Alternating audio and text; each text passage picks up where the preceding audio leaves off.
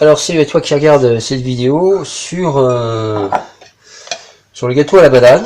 Donc on est toujours dans le trip no lactose, no gluten, pas de farine, c'est la farine de sarrasin. Alors j'ai de la farine de sarrasin ou de la farine de riz. Je me suis trompé, c'est de la farine de riz. La farine de sarrasin. Donc j'utilise pas de gluten hein, parce que vous savez qu'ils ont tellement transformé le gluten que maintenant ça a provoqué une intolérance chez moi. Donc si vous n'êtes pas intolérant au gluten, passez au petit épeautre. C'est vraiment le conseil que je vous donne avant de vous retrouver dans la même situation que moi. Donc on va avoir besoin de bananes, de farine. Je sais pas trop où je vais là. Il va falloir des œufs, 4 œufs. Comme je vous dis, je sais pas où je vais. Et de l'huile de coco et un peu de sucre. Voilà. Donc première chose, je vais mettre les bananes dans... alors ça c'est incroyable, c'est l'espèce de truc à doigt là. Je vais mettre les bananes dans un saladier. Et ensuite je vais écraser les bananes. Elles sont vraiment très très mûres. Hein. C'est vraiment la récupération de bananes trop mûres. Voilà, tellement mûr qu'il y avait une partie qu'on va pas pouvoir récupérer. Voilà.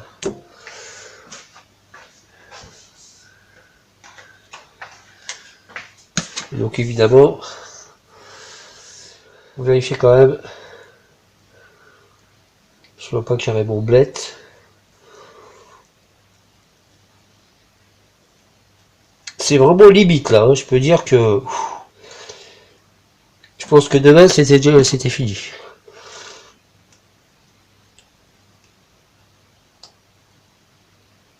Voilà. Et donc maintenant je vais écraser les bananes. Et je vais utiliser du lait de soja. Donc j'écrase les bananes. Ce qui est plutôt facile à faire. Parce que vu l'état de la banane, hein, c'est la banane trop mûre. Hein, ça serait la banane trop mûre. Ensuite je vais mettre un peu de lait de soja dedans. Donc on cherche une texture hein, plus qu'autre chose. Et après on va mettre un coup de batteur. Hein. On va mettre un petit coup de batteur. Tout doux. Pour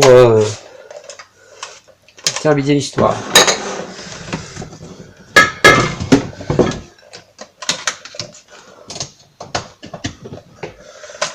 Voilà. Alors on cherche une texture, hein. Donc si la banane est moins mûre, il faut mettre un petit peu plus de lait. Si la banane est plus mûre, il faut mettre moins de lait. Mais là, plus mûre que ça, je sais pas si vous pouvez. Voilà, donc on a là une purée, une espèce de purée, c'est parfait. Et ensuite, l'étape suivante, ça va être de faire les œufs en neige. Donc avec 4 œufs, je vais utiliser 4 œufs. Je vais faire des œufs en neige. Je sais pas si on voit ici ce que je fais. Non, on voit pas. Donc on va changer. Alors, comme c'est des œufs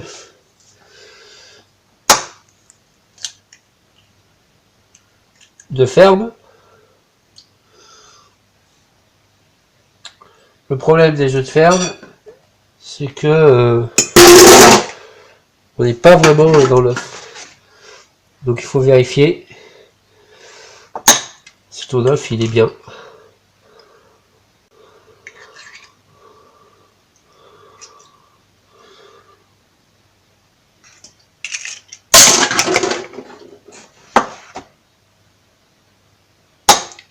Il faut savoir les casser les œufs.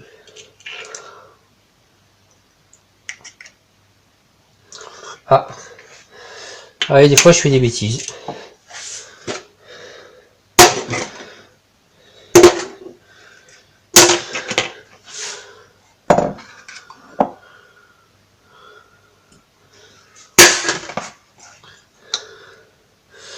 Normalement,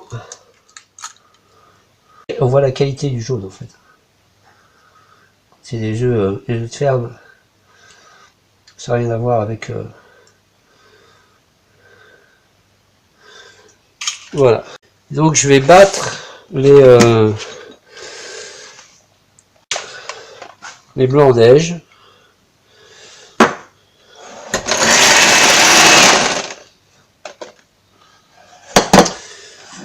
Et l'étape suivante, donc, une fois que les blancs en neige sont, c'est de mettre un peu de sucre.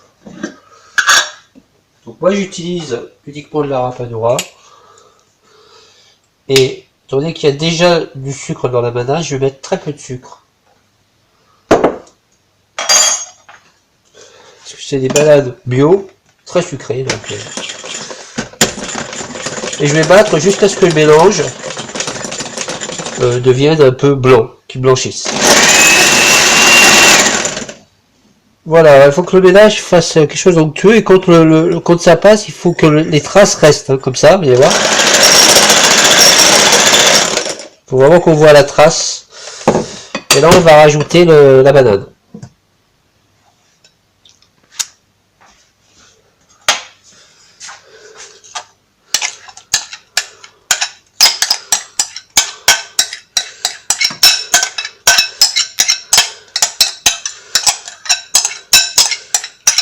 Alors, comme je vous dis, je sais pas du tout où je vais, hein, parce qu'on cherche une texture.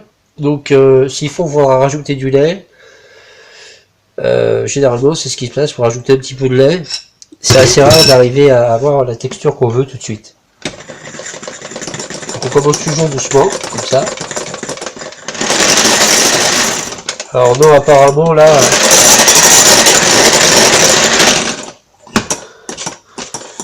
on a presque la texture qu'on veut.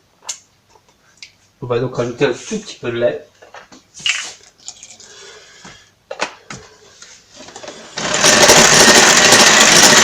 Il faut que ce soit légèrement liquide.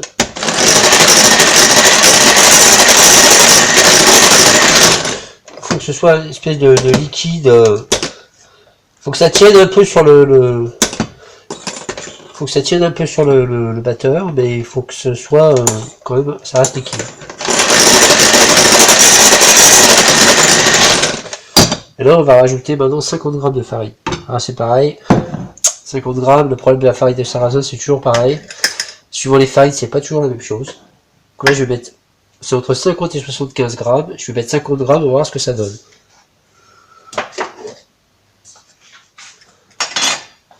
Voilà 50 g de farine. Sarrasin, ça fait pas beaucoup, hein.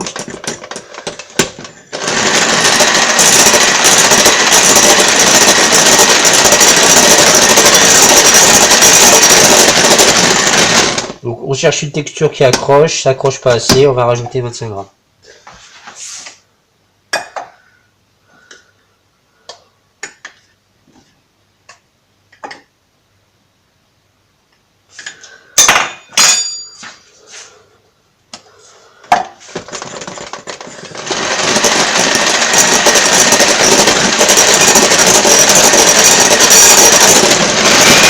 Voilà, là vous voyez la différence, ça accroche beaucoup plus.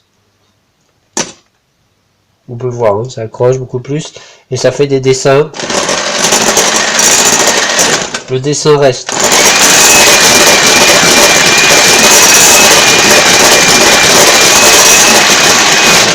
Donc ça c'est la texture qu'on cherche.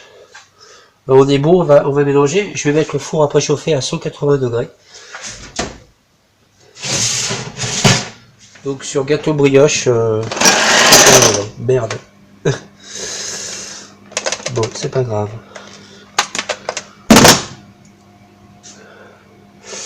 Et là donc, on va mettre le blanc. Et comme le gâteau au chocolat, pareil, on va mélanger en fait le blanc pour éviter de casser le blanc. Donc on va mélanger la préparation pour éviter de casser le blanc.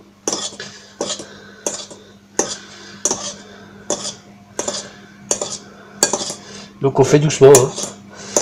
Là c'est à ce moment-là qu'on peut faire mani pameo, une tarte soa, merci aux poules. Et ça paraît fou, mais si vous allez regarder, si vous connaissiez les travaux des motos, les messages de l'eau des motos, là d'un seul coup vous avez la preuve scientifique de l'action de la pensée dans la matière. Voilà, donc on a vraiment la texture là. Là, je suis vraiment sur la bonne texture. C'est mousseux, mousseux, ça tient un peu, c'est un peu liquide. C'est vraiment la bonne texture.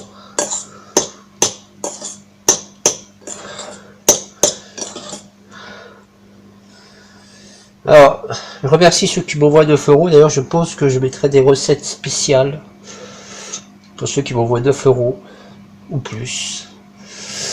Donc l'étape d'après va consister à graisser le plat. Et donc je vais graisser le plat avec de l'huile de coco. Et avant, je vais nettoyer. D'ailleurs, j'en passe, je vais nettoyer mes bêtises. Et là, il s'agit de bien se laver les mains parce que vous mettez les mains dans le plat.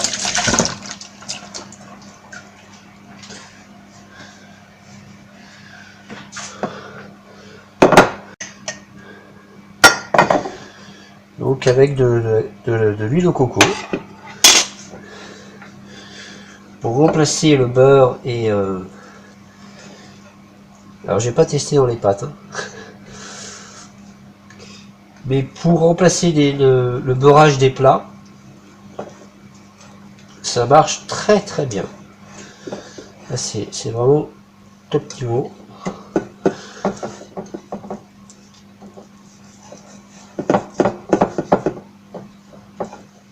Alors à une époque, tout le monde travaillait comme ça. On s'en fichait parce que de toute façon les bactéries à 180 degrés dans le four, je sais pas, hein, pas beaucoup de bol. Aujourd'hui, il faut des gants, des machins, des trucs, de l'eau de javel, tout ce que tu veux.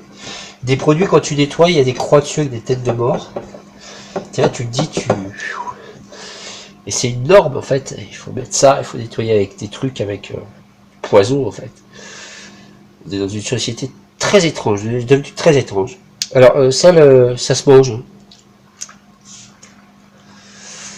Alors, l'huile de coco, c'est anti-inflammatoire. Donc c'est vraiment un truc super. Et vraiment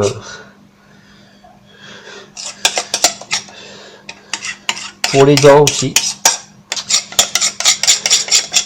Pour la régénérescence dentaire. Si vous avez des problèmes de bactéries dans les dents, c'est anti-inflammatoire, mais c'est aussi antibactérien. Alors je parle de... Il y a deux types... Il y a trois types de bactéries normalement, vous savez.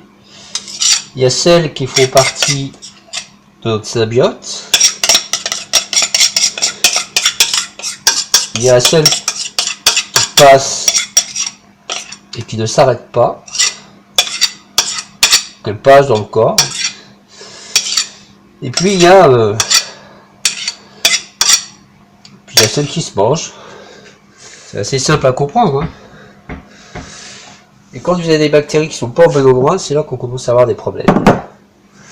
Donc là, maintenant, je vais mettre ce plat pendant 40 minutes à 180 degrés. On se donne rendez-vous dans un peu plus de 40 minutes parce qu'on va laisser refroidir. Je vais vous montrer ce que ça donne. Ah, à tout de suite. Bien, alors 40 minutes plus tard, un peu plus de 40 minutes plus tard, je vais le sortir, c'est un peu chaud. On va avoir, je vais le diviser en 5. Prêt, hein.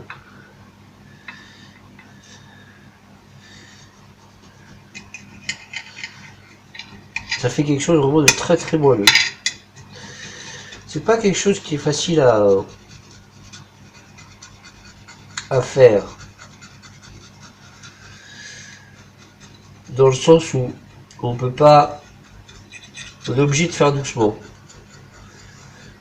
On est obligé de faire attention à ce qu'on fait. Quand on fait ce genre de gâteau.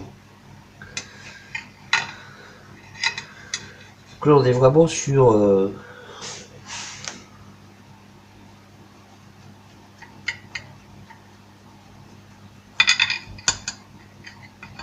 alors, je sais pas, hein.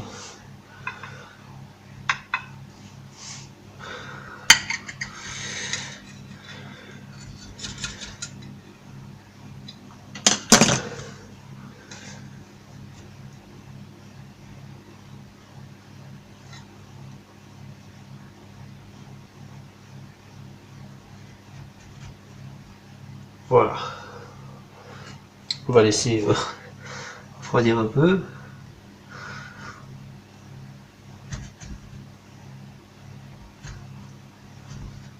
Donc on a vraiment quelque chose de très moelleux.